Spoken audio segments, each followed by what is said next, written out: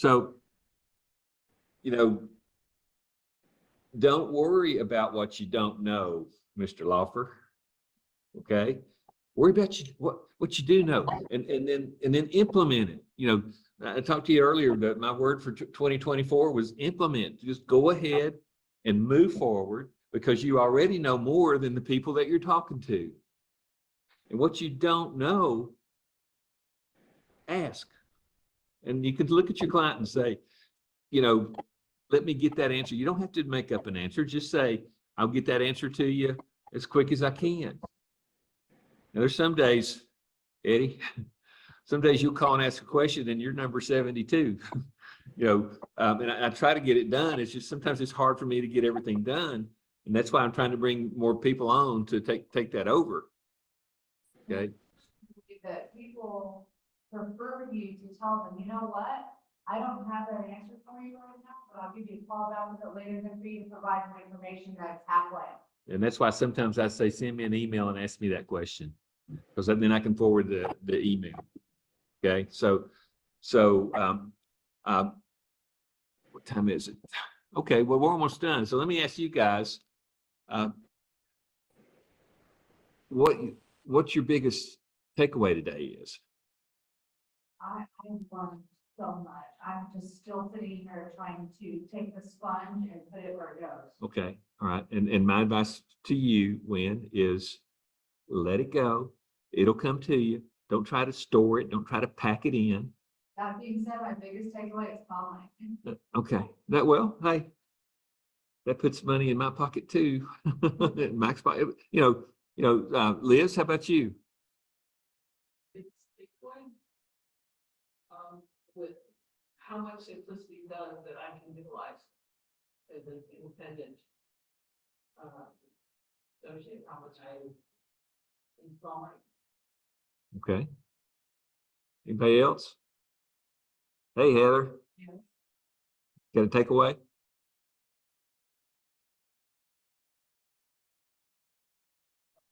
Apply what you learned today to your business that you have right now. I do have to take what I was just trying to follow those, because a lot of it's review, but I know that I'm gonna want to really think about how I'm gonna answer that. I have a suggestion. Probably doing a better job with building a bridge to the back end sale. I agree. Just remember to make the offer, and we didn't go into the primary promise and the unique mechanisms too much today, but your primary promise. Okay. So let's just pretend the whole world is a jungle and we're going to go in and hunt a leopard with spots on it who's hidden in the woods and doesn't want you to find them. And you only want to get the leopard. That's the product salesman. But if you go into those woods and make a lot of noise and bang and do things like that, the animals are going to run out into the opening, and one of them is going to be a leopard, and you're going to be able to get it. So what all I'm saying to you there is if you use the broad approach of the estate plan and run the funnel down, you're going to get the majority of your cases are going to be average. And what was our average, Mike? Was it 200,000? Okay. But every once in a while, you got a big one's going to come out of the woods. You don't know when it's going to, where it's going to, who it's going to be, how you're going to solve it. But there's going to be a big one come out of there. And they're going to be just as interested in what you have to say based on your primary promise. The primary promise is, I think you would benefit from a conversation with me about your current estate plan. That's the primary promise. That leads you to the quick claim deeds where you make a little side income. It leads you to the long-term care opening that we just showed you here. And the only way you do it is you say, tell me about the plans you and your wife have made about your long-term care. And then hush. They will tell you what their current plans are. Don't try to sell them anything.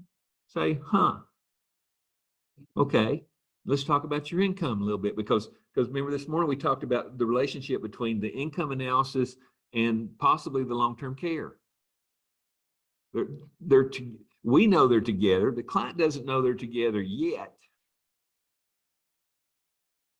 And then you go, well, that's great. Now that I know about your income and your gaps and your cliffs and your sure things and your maybes and your income not tied to assets and your income tied to assets, and they understand all that. But I'm going to be a better advisor if I understand your current health situation. You don't have to answer the questions, but I promise you, I will be a better advisor if I understand if you or your wife have had a heart attack or cancer or diabetes or Parkinson's disease, and they'll say yes or no or whatever. They've been, and sometimes it might be even broader. If you just want to, instead of asking them the heavy questions first, ask them if they've been in the hospital in the past 5 years. And then they'll say yes or no. If they say yes, they'll say, wow, I had a heart bypass, or I had they'll tell you what the reason that they were in the hospital in the past 5 years. Now, that's page 2 of the confidential. Did I try to sell you anything? No.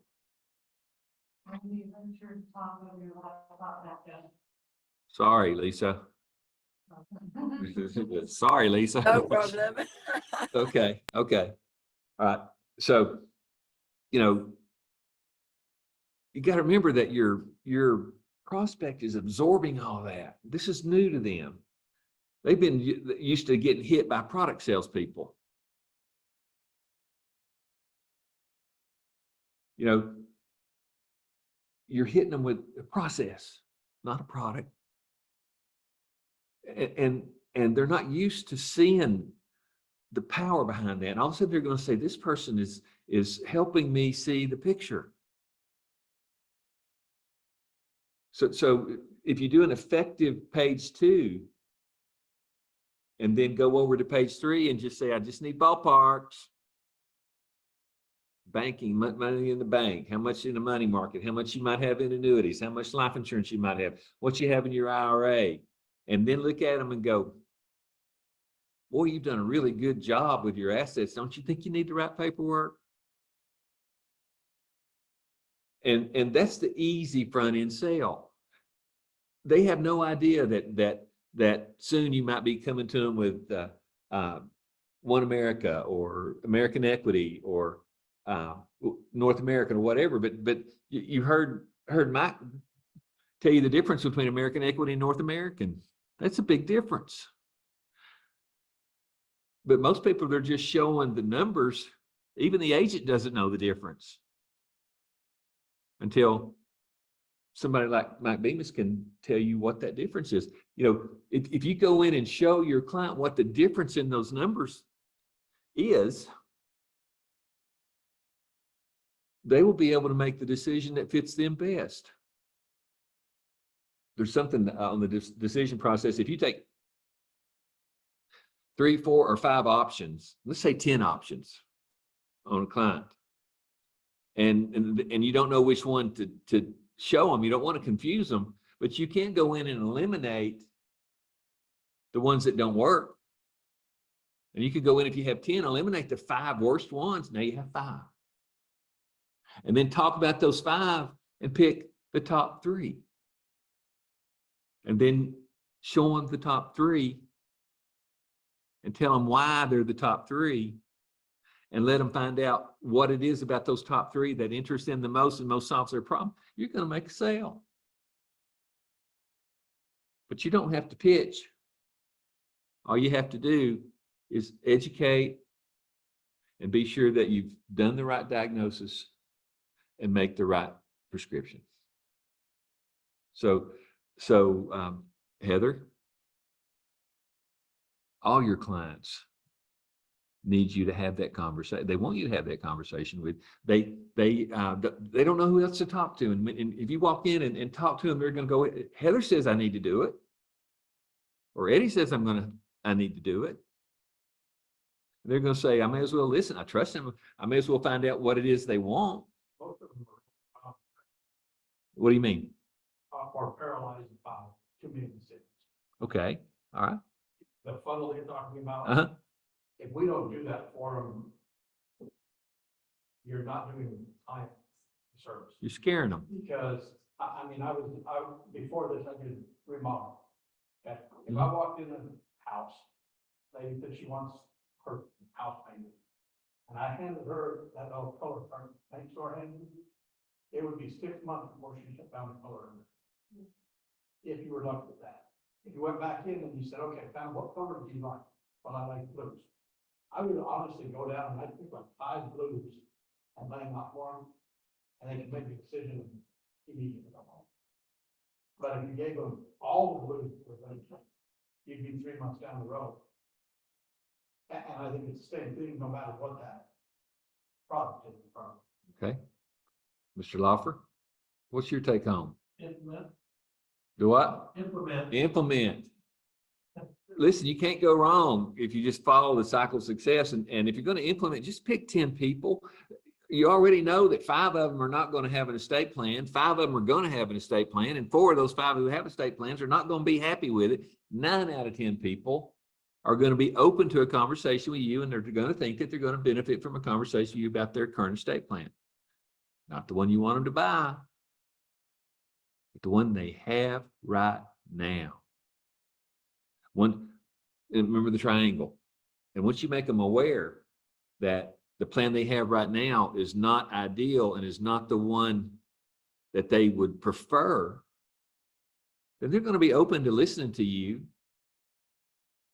and see what you have to say. And if you guide them through it and they're listening to what you have to say, and you use the power phrase, hey, you've done a great job of your assets. Don't you think you need to write paperwork? They're going to say yes, because they don't know who to talk to.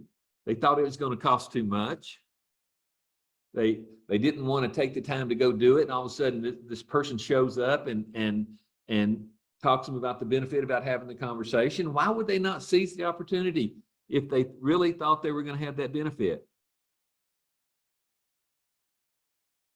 And even if they say, I already have an estate plan, look at them and go, great. People who have an estate plan who talk to me usually learn something they weren't aware of. And remember, your software has the power to do the restatement of an existing plan, even if it's 10 years old.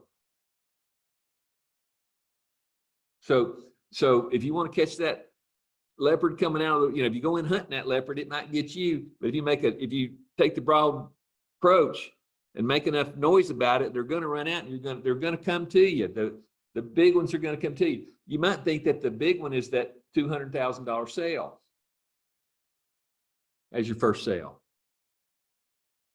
And it is.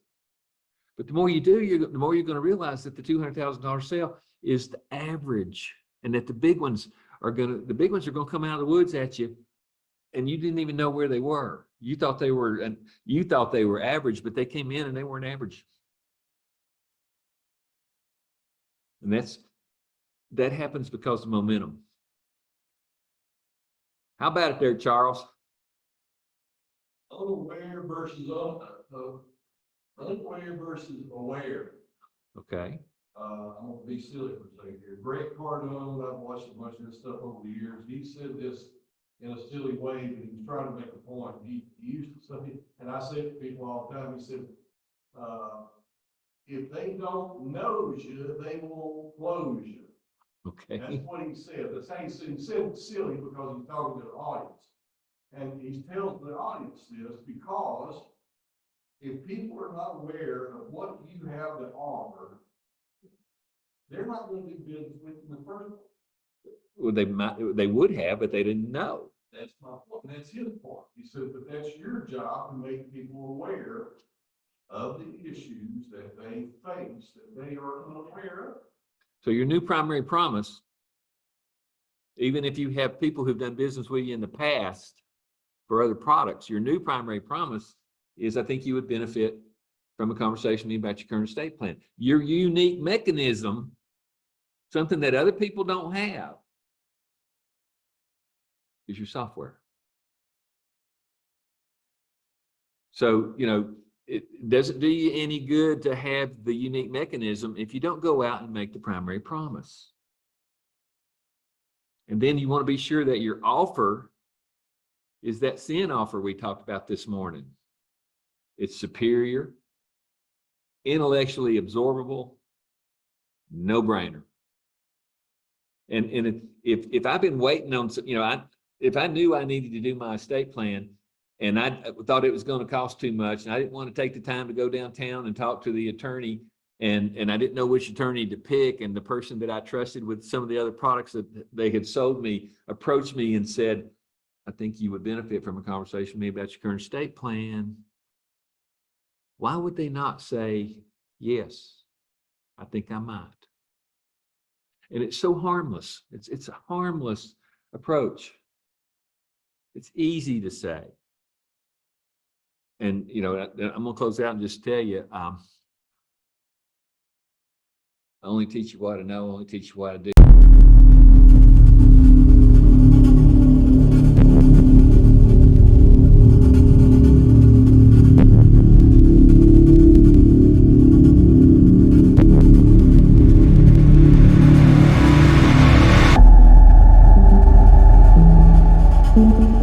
Thank you.